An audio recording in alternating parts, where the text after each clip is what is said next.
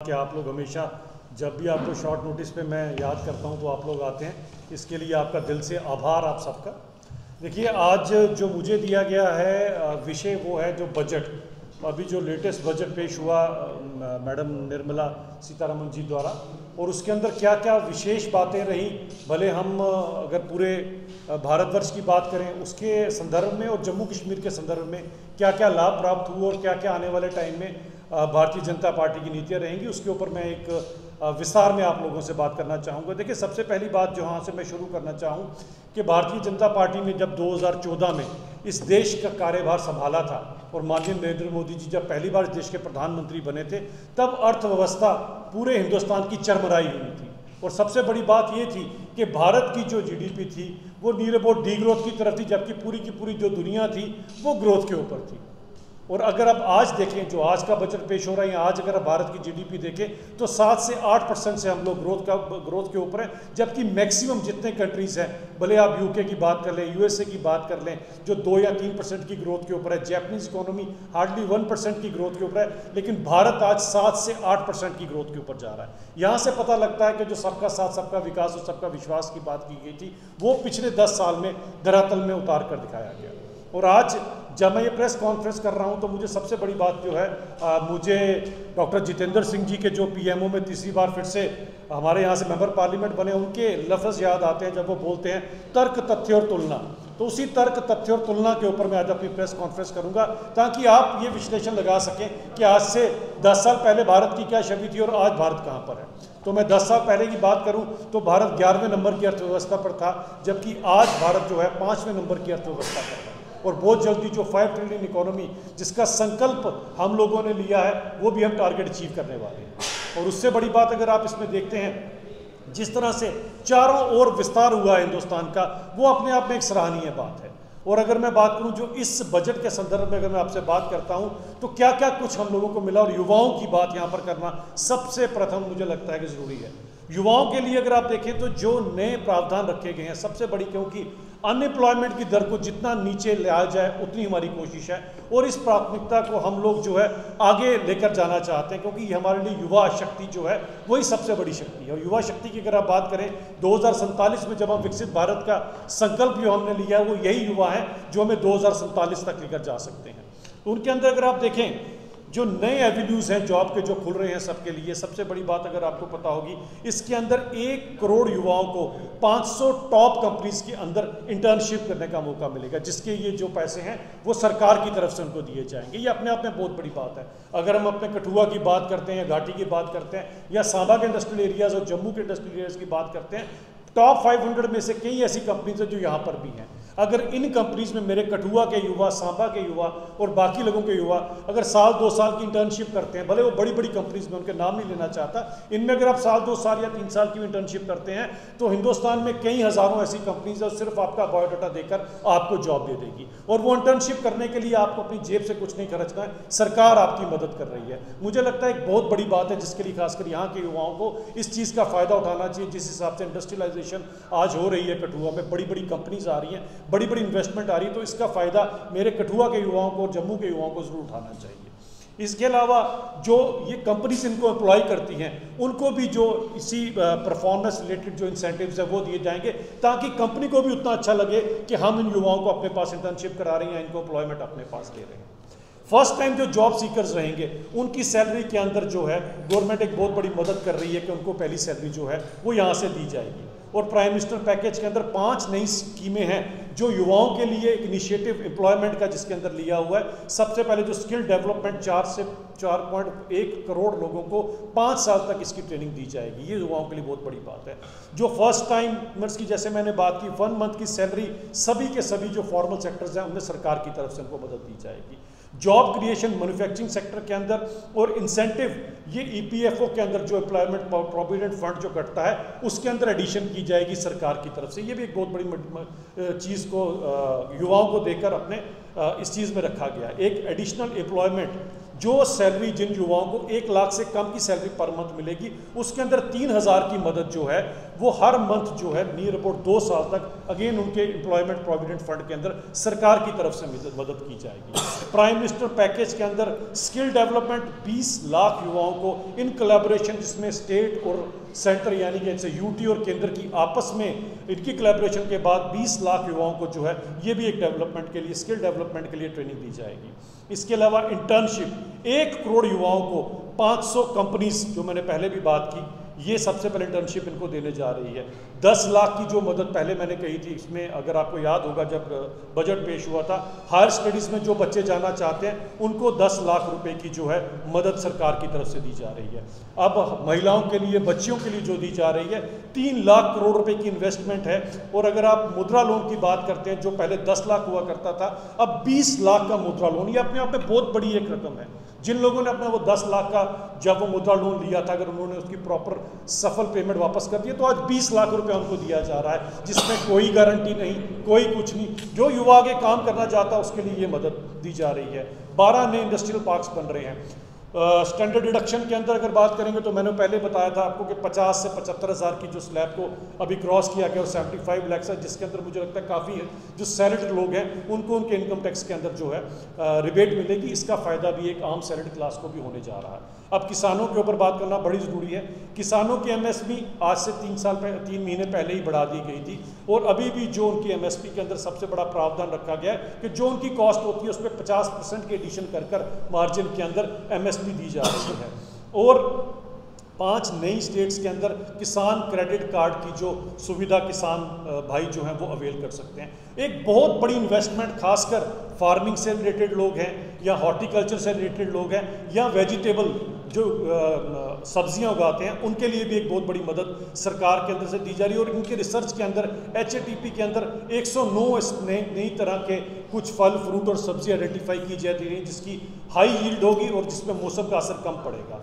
और 1 करोड़ जो किसान हैं पूरे के पूरे भारत के अंदर वो नेचुरल फार्मिंग के साथ जुड़ेंगे। उसके अंदर भी इनिशिएटिव सरकार ले रही है और 1.52 लाख करोड़ रुपए की इन्वेस्टमेंट। और इसके अंदर मैं अब कठुआ के अगर किसानों की बात करूं या हीरानगर और बाकी इलाकों की अगर मैं बात करूं, हमारे इस एरिया में ऑर्गेनिक फार्मिंग की बहुत बड़ी स्कोप है। थोड़ा पानी की दिक्कत जरूर है, लेकिन उसके अलावा भी ऐसी चीज़ स्कोप इसलिए है कि पंजाब में अगर किसी ने ऑर्गेनिक फार्मिंग शुरू करनी हो तो कई सालों के लिए उनको अपनी पहले ज़मीन को वैसे छोड़ना पड़ता है जिसपे कोई वो खेती नहीं करते। कारण ये है कि पंजाब वगैरह में काफ़ी फर्टिलाइज़र्स की भारी मात्रा में यूज़ हुई है। इसके कारण जब उनको केमिकल फर्टिलाइज़र से ऑर्गेनिक फर्टिलाइज़र में कन्वर्ट करना है तो उनको टाइम लगता है। लेकिन हमारे कठुए में जितनी भी ज़मीनें लोगों के पास है, अगर आप देखेंगे तो मुझे लगता है पहली क्रॉप से वो ऑर्गेनिक फार्मिंग कर सकते हैं। और इसके अंदर 1 करोड़, आप खुद सोचिए उसके अंदर कितने लोग कठुआ से किसान हो सकते हैं या सांबा और जम्मू के बाकी इलाके के किसान जिनको इसका फायदा हो सकता है। तो मैं किसान भाइयों को भी कहूंगा कि इसके अंदर जरूर जो है अपनी जितना हो सके गवर्नमेंट की स्कीम का फायदा उठाएं और इमीडिएटली कोशिश होनी चाहिए कि कठुआ जो है वो ऑर्गेनिक कठुआ बने, जम्मू जो है वो ऑर्गेनिक जम्मू बने, ताकि किसान लोगों को इसकी मदद मिल सके। इस बजट के अंदर पूरे का पूरा अगर मैं बात करता हूं तो employment, skill development, social justice, manufacturing, urban development, energy के नए नई जो सोर्स हैं, जिसके अंदर अगर आप बात करते हैं तो सोलर पैनलिंग, इन सब के फोकस किया जा रहा है ताकि किस तरह से विकसित भारत की ओर हम सके बढ़ सके।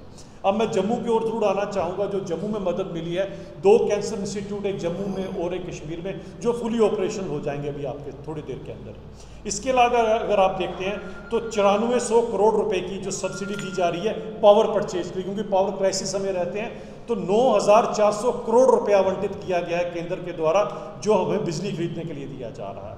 इसके अलावा अगर आप देखें तो 398 करोड़ रुपया फॉर कंस्ट्रक्शन ऑफ PMGSY में जो सड़कें बननी है, यहाँ पर नाबार्ड में सड़कें बननी है, जो पुल बनने हैं, उसके लिए जम्मू कश्मीर को दिया जा रहा है।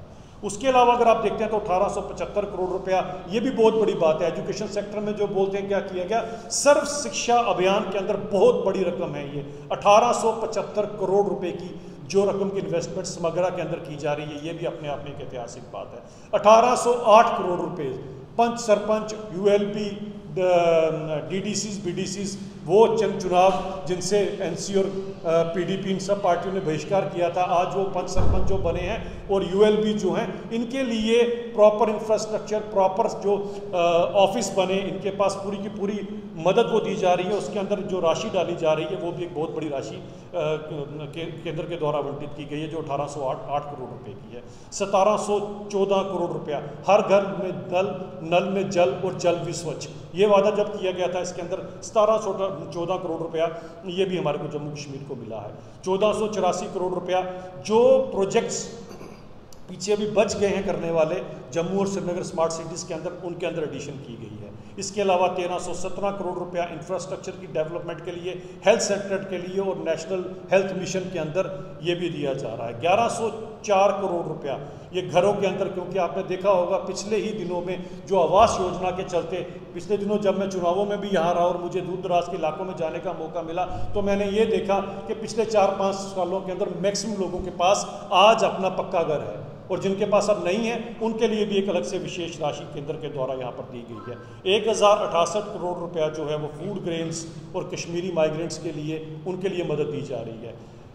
1021 करोड़ रुपया जो मैंने पहले बात की, हॉलिस्टिक डेवलपमेंट ऑफ एग्रीकल्चर, इन सब चीज़ों के लिए दिया जा रहा है। तो ओवरऑल अगर मैं इस बजट की आपसे बात करना चाहूँ तो आप एक चीज़ देखिएगा कि भारत आज से पहले कहाँ था और अब भारत कहाँ पर है। और ये सब का सब तभी किया गया कि हमारी भारतीय जनता पार्टी ने जितने भी बजट पेश किए, अभी भी जो इस साल में जब बजट पेश किया गया था पहले वाला, तो वो चुनाव से पहले का बजट था। सबके सब उस समय ये सोच रहे थे पता नहीं चुनावों को देखकर ये बजट रखा जाएगा, लेकिन भारतीय जनता पार्टी ने, क्योंकि हमारे लिए सबसे प्रथम देश आता है, देश किस तरह से उन्नति कर सके, इसीलिए उस बजट को रखा गया था। शायद इसी तरह के बजट रखते रखते ही हम 11वें नंबर से 5वें नंबर की अर्थव्यवस्था बन चुके हैं। और आने वाले टाइम में अगर हम 5 ट्रिलियन इकोनॉमी का अगर एक सपना देख रहे हैं, वो प्रैक्टिकली इसलिए पॉसिबल है कि ये जो बजट बन रहा है, ये भारत को विकसित किस तरह बनाया जाए, भारत को आगे किस तरह लिया जाए, युवा के लिए क्या किया जाए, बेरोजगारों के लिए क्या किया जाए, महिला मातृशक्ति के लिए क्या किया जाए, किसानों के लिए क्या किया जाए, ओवरऑल डेवलपमेंट हर एक किसी को शायद सबका साथ, सबका विकास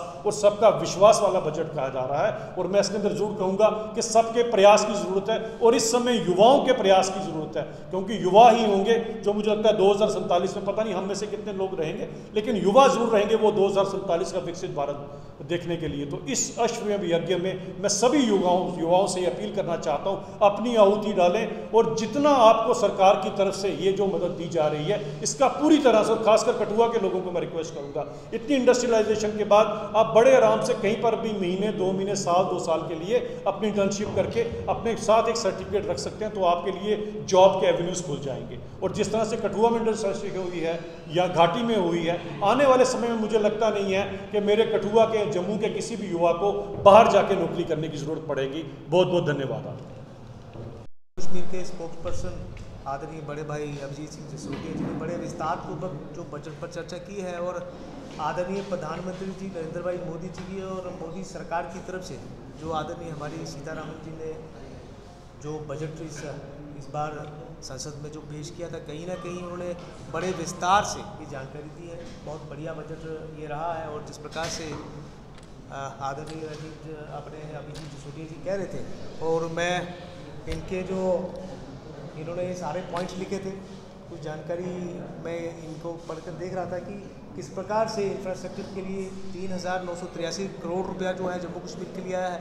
एजुकेशन सेक्टर को और बढ़ाने के लिए और ज़्यादा सुदृढ़ करने के लिए 1893 करोड़ रुपया आया है। और बीडीसी और इस सिस्टम को और ज़्यादा मजबूत करने के लिए भी लगभग 1000 करोड़ रुपये के आसपास पैसे आए हैं। तो कहीं ना कहीं सरकार ने हर वर्ग के लिए सोचा है, और कहीं ना कहीं हर सेक्शन के लिए ये बजट जो है सबके लिए आया है। और आदरणीय प्रधानमंत्री जी ने जो ये कहा था कि विकसित भारत आने वाले समय में हमारा, और विकसित भारत जो है जो उन्होंने संकल्प लिया था, उस संकल्प को आगे बढ़ाने के लिए उन्होंने इस बजट को पेश किया। तो मैं भी अपनी तरफ से आदरणीय अभिजीत जसरोटिया जी का धन्यवाद करता हूं, क्योंकि बड़े विस्तार पूर्वक इन्होंने अपनी सारी बात जो है लोगों के सामने मीडिया के माध्यम से शेयर करी है, और बहुत बढ़िया बजट है। एक बार फिर से इनका बहुत बहुत आभार व्यक्त करता हूं। और समय समय पर कठुआ के लिए ये अपना समय देते हैं, और मीडिया से रूबरू होकर जो जानकारी इस हमारी केंद्र सरकार की तरफ से रहती है उसको देते हैं। एक बार फिर से इनका बहुत बहुत धन्यवाद। हमारी पूरी टीम की तरफ से जितने भी मीडिया के बंधु हमारे ज़िला मुख्यालय में आए, मैं अपनी तरफ से आपका बहुत बहुत आभार व्यक्त करता हूँ। बहुत बहुत धन्यवाद। जय हिंद, जय भारत। मैं तो आज यहाँ पर अभी आपका ही शुक्रिया अदा करने आया हूँ कि अभिजीत जसरोटिया साहब जो जम्मू कश्मीर यूटी के स्पोक्स पर्सन हैं और हमारे ज़िला के यहाँ पर प्रधान गोपाल महाजन जी, जनरल सेक्रेटरी मेहता जी, जीडी सिंह जी, जितने भी साथी यहाँ पर आए थे, आज यही था। आपका बहुत शुक्रिया कि आपने इस प्रेस कॉन्फ्रेंस को कवर किया और बहुत चीज़ें ऐसी हाईलाइट हुई हैं यहाँ पर जो जम्मू कश्मीर के आने वाले समय में मुझे लगता है कि एक बहुत बड़ी गति मिलेगी। जैसा इन्होंने बताया है कि डिफरेंट प्रोजेक्ट्स में जो पैसा आवंटित किया गया इस बार जम्मू कश्मीर के बजट में, तो मुझे हिंदुस्तान तो प्रोग्रेस कर ही रहा है, मगर जम्मू कश्मीर कैसे प्रोग्रेस करे वो प्रधानमंत्री जी की सोच का नतीजा अभी आपको बड़े जल्दी इस अरसा में आपको नज़र आएगा। और मुझे लगता है कि इस जो बजट यहाँ जम्मू कश्मीर में आया है उसमें बहुत ऐसे लोगों को, जैसे युवा को, नारी को, किसानों को, बहुत सी ऐसी जो शिक्षा के विभाग में जो से ऐसी शक्तियाँ मिलेंगी और जिससे जम्मू कश्मीर एक बार फिर जैसे नेशनल कॉन्फ्रेंस और पीडीपी की सरकारें रही या कांग्रेस ने जैसे इसका बेड़ा गर्क किया हुआ था, आज ये इस गति को पकड़ रहा है। और आने वाले समय में जम्मू कश्मीर एक जैसे सोने की चिड़िया कहा जाता था, सोने का मुकुट कहा जाता था, मुझे लगता है कि आने वाले समय में बहुत जल्दी जम्मू कश्मीर का ये चीज़ बदलने जा रही है। और मैं एक बार फिर अभिजीत जसरोटिया साहब का बहुत शुक्र अदा करता हूँ कि वो यहाँ पर आए और कठुआ की प्रेस को उन्होंने ये बताया। धन्यवाद। जय हिंद।